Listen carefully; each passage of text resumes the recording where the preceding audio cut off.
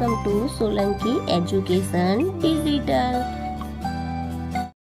ચાલો આજે આપણે શીખીશું ધોરણ 5 આસપાસ પર્યાવરણ સ્વાધ્યાય પોથી પાઠ છે 7 પાણી સાથેના પ્રયોગ.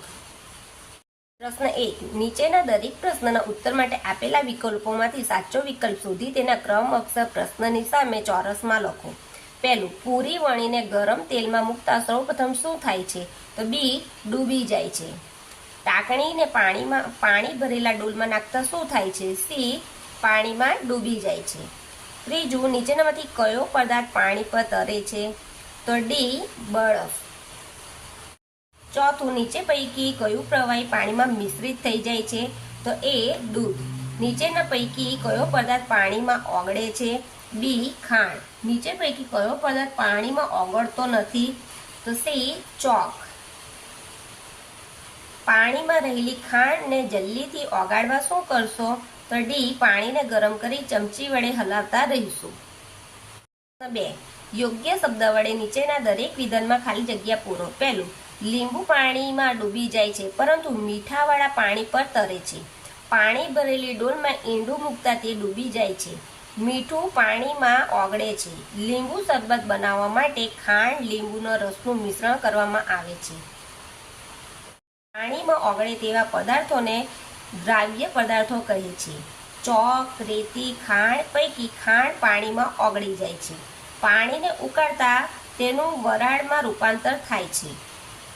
પ્રશ્ન 3. નીચેના વિધાનોમાંથી સાચા વિધાનો સામે ખરું અને ખોટા વિધાનો સામે ખોટાની નિશાની કરો. પહેલું, પૂરીને ગરમ પાણીમાં તળવામાં આવે છે. ખોટું. ચોક પાણીમાં ઓગળી જાય છે. ખોટું. લીંબુનો રસ પાણીમાં ભળી જાય છે. ખરું. રેતી પાણીમાં તળિયે બેસી જાય છે. ખરું. તેલ પાણીમાં મિશ્રિત થઈ જાય છે. ખોટું. લાકડાનો મોટો ટુકડો પાણી પર તરે છે. ખરું. ઈંટ પાણી ભરેલા તપેલામાં મૂકતા પાણી પર તરે છે. ખોટું. દરિયાના પાણીમાં મીઠું મેળવવા માટે બાષ્પીભવનની ક્રિયાનો ઉપયોગ થાય છે. ખરું. 4. બંધબેસતા જોડકા રચો. ઉત્તર ખાનાના વિભાગમાં બ નો ક્રમાંક લખો. વિભાગ અ, વિભાગ બ અને ઉત્તર. ખાંડ તો એના સાથે આવશે ચોથા નંબરમાં પાણીમાં ઓગળી જાય છે. કોપરેલ પહેલું, પાણી પર તરે છે. રેતી પાણીમાં ઓગળતી નથી. લખોટી પાણીમાં તરત જ ડૂબી જાય છે. 5. નીચેના પ્રશ્નનો ઉત્તર 1-2 વાક્યમાં લખો. પહેલું, પૂરીના લુવાને પાણી ભરેલી વાડકીમાં મૂકતા શું થાય છે? પૂરીના લુવાને પાણી ભરેલી વાડકીમાં મૂકતા તે પાણીમાં ડૂબી જાય છે. સેજલના હાથમાંથી સાબુ અને સાબુદાની પાણી ભરેલી ડોલમાં પડે તો શું જોવા મળ્યું? સાબુ પાણીમાં ડૂબી ગયો પરંતુ સાબુદાની પાણી પર તરવા લાગી છે. પાણીમાં મીઠું ઓગળે છે. આમાં મીઠું શું કહેવાય? પાણીમાં મીઠું ઓગળે છે. આમાં મીઠું દ્રાવ્ય પદાર્થ કહેવાય. ચોથું, પાણી પર તરતી વસ્તુઓના 5 ઉદાહરણ આપો. પ્લાસ્ટિક, લાકડું, રબરનો બૂચ, પ્લાસ્ટિકની બોટલ, થર્મોકોલ. પાણી પર તરતી વસ્તુઓ છે. પાણીમાં ડૂબી જતી વસ્તુઓના 5 ઉદાહરણ આપો. પથ્થર, કાચ, ઈંટ, લોખંડનો ટુકડો, સાબુ વગેરે પાણીમાં ડૂબી જાય છે. છઠ્ઠું, મૃત દરિયાના 1 લીટર પાણીમાં આશરે કેટલા ગ્રામ મીઠું ઓગળેલું હોય છે? મૃત દરિયાના 1 લીટર પાણીમાં આશરે 300 ગ્રામ મીઠું ઓગળેલું હોય છે. 7મું, બાષ્પીભવન એટલે શું? પ્રવાહીનું વાયુ સ્વરૂપમાં રૂપાંતરિત થવાની ક્રિયાને બાષ્પીભવન કહે છે. 8મું, પાણીમાં રહેલા કેવા પ્રકારના પદાર્થોને ગાળણથી દૂર કરી શકાય છે? પાણીમાં ઓગળ્યા ન હોય તેવા પદાર્થોને ગાળણથી ગાળીને દૂર કરી શકાય છે. 9. ચા બનાવવા માટે તમે પાણીમાં શું નાખશો? તેમાંથી કઈ વસ્તુ પાણીમાં ઓગળશે? ચા બનાવવા માટે પાણીમાં દૂધ, ખાંડ અને ચા પત્તી નાખીશું. તેમાંથી દૂધ અને ખાંડ પાણીમાં ઓગળી જશે.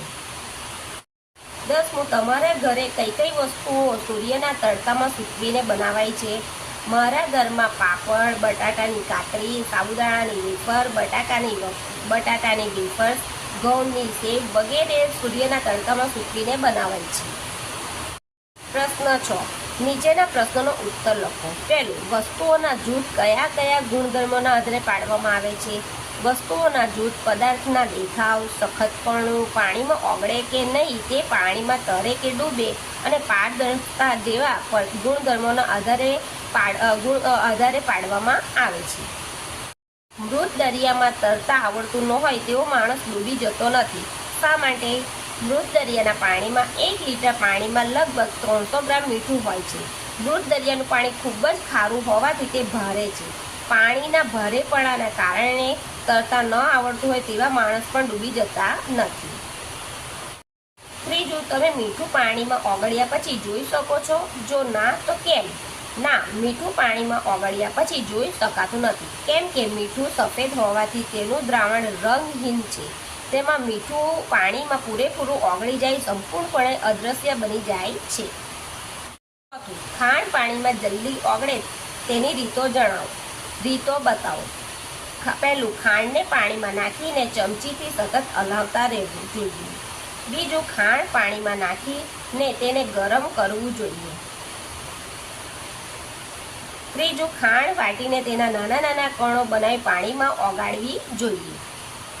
તમે મીઠાવાળા પાણી, ચોક પાવડરવાળા પાણીને થોડો સમય રાખ્યા બાદ શું તફાવત જોઈ શકો છો? મીઠું પાણીમાં પૂરેપૂરું ઓગળી ગયું છે, તેથી મીઠું પાણીમાં દેખાતું નથી. ચોક પાવડરવાળા પાણીમાં ચોક પાવડર ઓગળતો નથી, પાણીની નીચે એકઠો થઈ જાય છે, જે જોઈ શકાય છે. 7. માંગ્યા મુજબ ઉત્તર લખો. પહેલું, તમે તમારો હાથ રૂમાલ ધોયો છે અને તમારે ઝડપથી સૂકવવો છે, તો તમે શું કરશો? હાથ રૂમાલને સારી રીતે નીચોવીને તેને તડકામાં સૂકવી દઈશ. હાથ રૂમાલને પવન આવતો હોય તેવી જગ્યાએ સૂકવી દઈશ. પંખો ચાલુ કરીને હાથ રૂમાલને તેની સામે રાખીશ. રૂમાલના એક છેડાને પકડી ખુલ્લામાં ઝડપથી ઉપર નીચે હલાવ્યા કરીશ. તમને થોડા સાકરના ટુકડા આપવામાં આવ્યા છે, તેમને ઝડપથી ઓગાળવાની રીત સૂચવો. પહેલું, તેને પાણીમાં નાખીને ચમચી વડે હલાવવાથી ઝડપથી ઓગળશે. પાણીને ગરમ કરવાથી સાકર ઝડપથી ઓગળશે. ત્રીજું, સાકરના ટુકડાને નાના નાના ટુકડા કરી પાણીમાં નાખી હલાવતા તે ઝડપથી ઓગળી જાય છે. 8. માંગ્યા મુજબ વર્ગીકરણ કહો. પહેલું, નીચેના પદાર્થોનું પાણીમાં ઓગળી શકે અને પાણીમાં ન ઓગળી શકે તેવા પદાર્થોનું વર્ગીકરણ કરો. તો અહીંયા જે આપ્યું છે એના પરથી આપણે વર્ગીકરણ કરીશું. પાણીમાં ઓગળી શકે તેવા પદાર્થો: ખાંડ, સાકર, મીઠું, લીંબુનો રસ, દૂધ, મધ. પાણીમાં ન ઓગળી શકે તેવા પદાર્થો: કાચ, તેલ, લાકડું, લોખંડ, ટાંકણી, પ્લાસ્ટિક.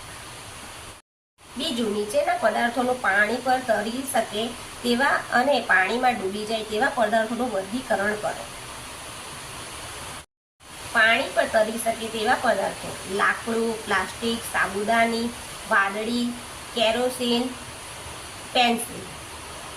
પાણીમાં ડૂબી જાય તેવા પદાર્થો: લોખંડ, ખીલી, પથ્થર, રેતી, ઈંટ અને સોય.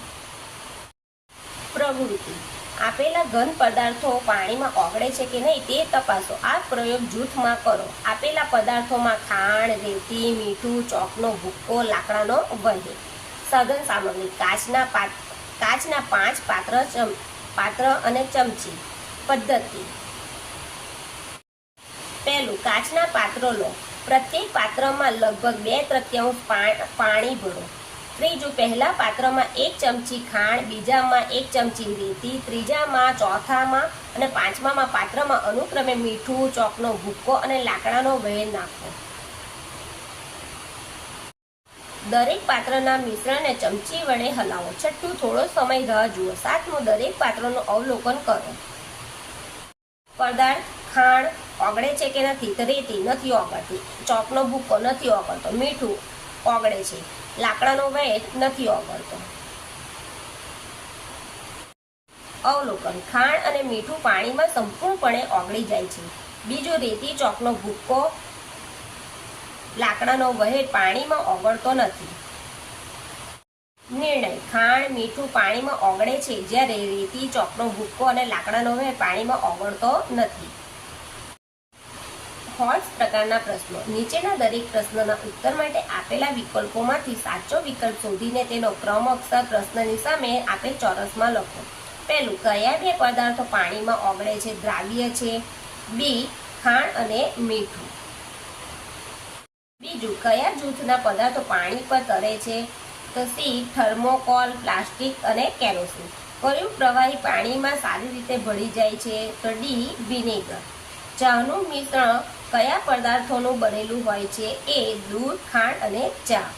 જો તમને આ વિડીયો ગમે તો મારા વિડીયોને લાઈક કરજો, શેર કરજો, સબસ્ક્રાઇબ કરજો અને મારી ચેનલને સબસ્ક્રાઇબ કરી રાખજો કે જેથી આવનાર નવા વિડીયોનું નોટિફિકેશન તમને સહેલાઈથી મળી રહે. Thank you.